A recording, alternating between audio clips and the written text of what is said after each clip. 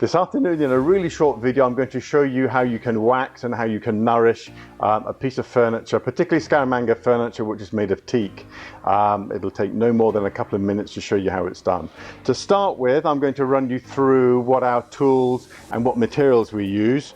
We always recommend using a very good quality wax, and here we use a wax called Brywax, and we use what's called the medium brown, which is not too dark and not too light, which is ideal for teak. It's always a good idea to have some old cloths lying around, to have some gloves, and then to have some steel wool, and it's the steel wool that we're going to be using on the teak. The superfine and the fine stuff we don't generally use on teak. We'll use the medium grade wire wool while we're waxing teak. Okay, so gloves on and then we get started.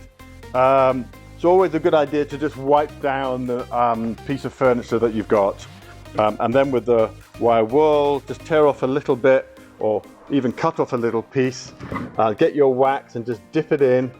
And then the idea is to work with the grain of the wood, and the grain of the wood on this piece is running this way. And you see I'm working with the grain all the way along.